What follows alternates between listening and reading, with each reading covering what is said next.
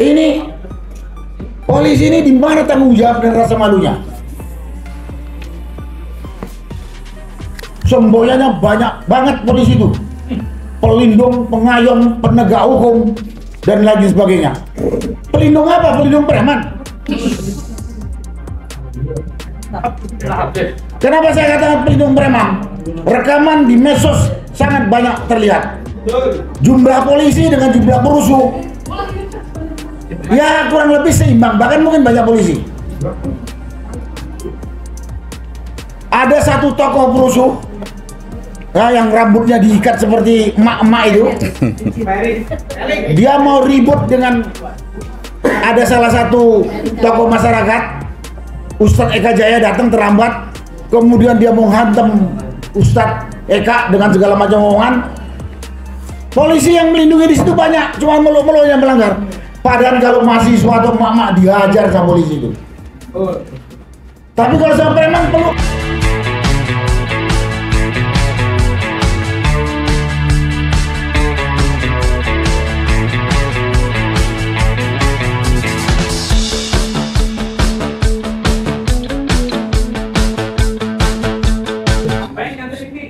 Terima kasih Pak Mursalim. Assalamualaikum warahmatullahi wabarakatuh. Waalaikumsalam. Salam sejahtera bagi kita semua dan selamat sore.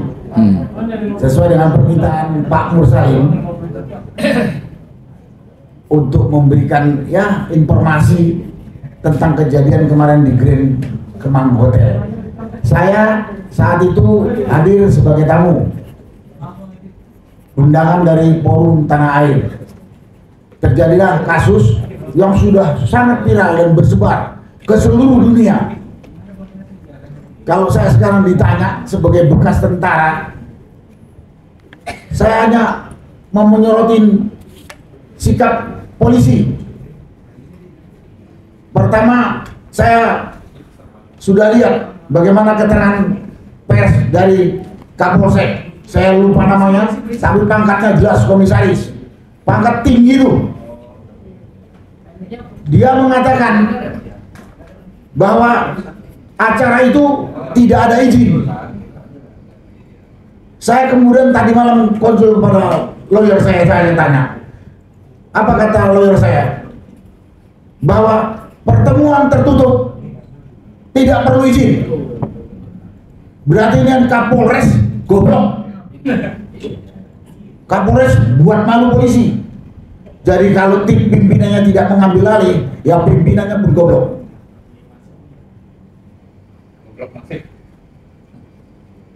Atau sudah terkontaminasi dengan para perusuh.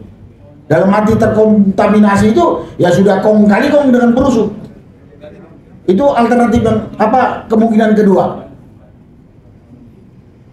Kemudian kedua dari pernyataan seorang Kapolsek yang berpangkat komisaris. Kalau di TNI itu mayor, perwira menengah. Itu tinggi banget tuh pangkat itu. Dia mengeluarkan pernyataan menyalahkan penyelenggara yang mengatakan bahwa tidak ada izin. Saya tanya kepada lawyer, nggak perlu ada izin. Dengan kita minta itu ruangan itu kepada hotel itu sudah izin. Dan kesempatan ini juga saya sampaikan kepada pengelola hotel. Saya anggap pengelola hotel ini tidak bertanggung jawab kepada konsumennya. Karena dia mau diatur oleh preman. Ini hotel juga perlu dipertanyakan. Jangan mau cari untung finansial doang. Grand Kemang Hotel ini saya tidak tahu siapa punya.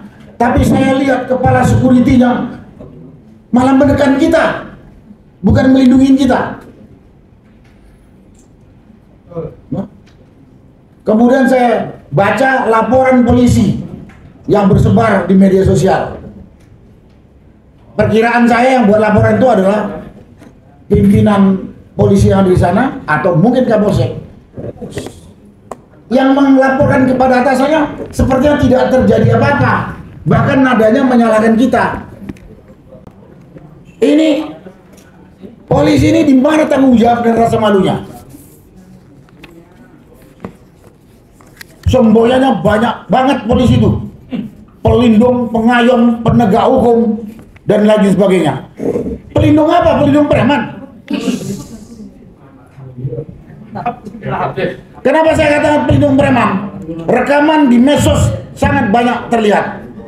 Jumlah polisi dengan jumlah perusuh ya kurang lebih seimbang, bahkan mungkin banyak polisi. Ada satu tokoh perusuh yang rambutnya diikat seperti emak-emak itu. Dia mau ribut dengan ada salah satu tokoh masyarakat. Ustadz Eka Jaya datang terlambat, kemudian dia menghantam Ustadz Eka dengan segala macam omongan. Polisi yang melindungi di situ banyak, cuma melo-melo yang melanggar. Padahal kalau mahasiswa atau emak-emak dihajar sama polisi itu. Tapi kalau sama preman peluk-pelukan dia. Jadi kesimpulan saya kemarin, aparat polisi yang dikirim ke Hotel Kemang itu melakukan pembiaran atau mungkin kerjasama. Bahkan saya ada omong-omong dengan Pak Said Didu, bahkan udah jadi pesuruhnya perusuh. Kenapa dikatakan pesuruhnya perusuh? Kita udah di tempat tertutup, dikunci itu pintu.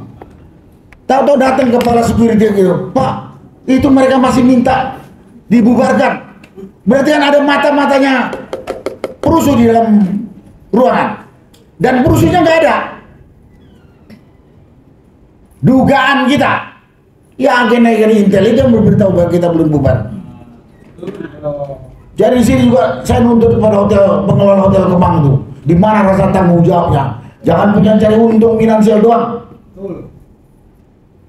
Yang kedua, kepada polisi yang katakan tadi, melakukan pembiaran, bekerja sama, bahkan seperti jadi pesuruh. Kemudian kepada polisi juga, dia membuat laporan seolah-olah tidak terjadi apa-apa, bahkan nadanya menyalahkan penyelenggara pertemuan tersebut. Begitu juga ada keterangan dari Wakapolda yang nadanya bahwa polisi kecolongan karena masuk dari belakang. Saya tadi katakan jumlah perusuh dengan polisi sama banyak.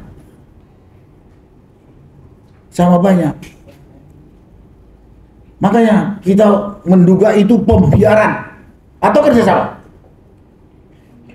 Terus informasi yang saya dapat dari penyelenggara yang namanya Pak Doni, malam jam 2 dia sudah ditelepon oleh hotel, Pak besok jadi kegiatan jadi, dan tidak ada komentar jangan ini itu kepada penyelenggara yang namanya Pak Doni itu. Dan 5 menit sebelum penyerbuan yang mendadak itu, Pak Doni itu ada di luar pintu.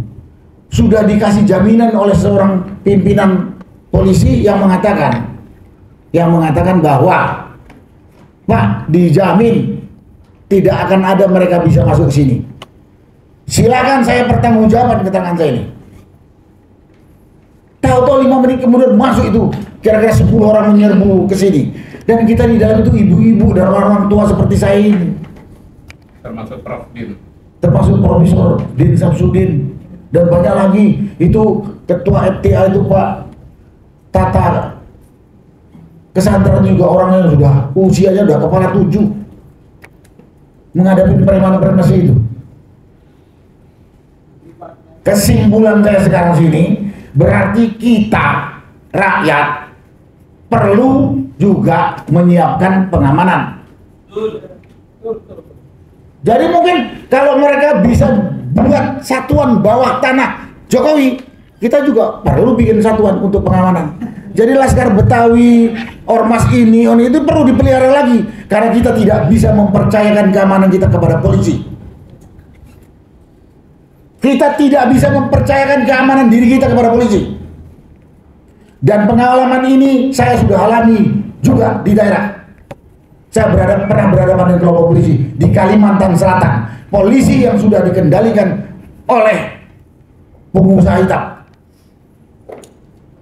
Dan sekarang juga sedang terjadi pertarungan pengusaha dengan pemilik lahan di Kalimantan Timur, lengkapnya di Tenggaro, di mana sangat terlihat bahwa polisi itu membela pihak-pihak yang finansialnya kuat. Ya karena itu pada kesempatan ini saya coba mengatakan kita mungkin perlu kembali membuat apalah laskar kah? Jangan usah laskar lah. Ya kelompok pengamanan lah. Di Betawi ini kan ada laskar pendekar. Karena kita nggak bisa percaya. Hari ini antisipasi Pak Munarman hebat. Daripada kayak besok dibawa itu remaja-remaja masjid dengan kelompok ini ya apa namanya itu FPI untuk mengamankan daripada nanti diserbu lagi. Ya itulah yang mau kita. Jadi yang pernyataan saya terakhir ini kita perlu pikirkan. Kita mungkin perlu hidupkan lagi laskar itu. Karena kita harus menghadapi laskar preman yang kemarin mengatakan satuan bawah tanah Jokowi. Kalau kita konyol, kita tidak bisa percaya kepada polisi lagi. Kejadian kemarin terlihat sekali peluru-peluruannya, bahkan ada rekamannya ada. Sampai ceritakan. Saya dapat berita dari atas. Preman itu ngomong kepada polisi. Hebat kan? Preman itu ngomong kepada polisi. Saya dapat berita langsung dari atas. Rekaman ada. Nah ini kan mengusik kita semua rakyat. Kita juga nggak ingin mati percuma. Kita perlu melakukan perlawanan kalau diserang preman-preman bangsat ini kan. Dan berikutnya kita lihat diusut benar oleh polisi pelaku ini atau dagelan kayak kasus kilometer 50 atau kayak kasus Kanjuruhan. Itu pengadilan dan penangkapan dagelan. Apakah ini dagelan lagi? Kita lihat perkembangannya. Itulah yang bisa saya sampaikan pada kesempatan ini. Terima kasih. Wassalamualaikum warahmatullahi wabarakatuh. Waalaikumsalam.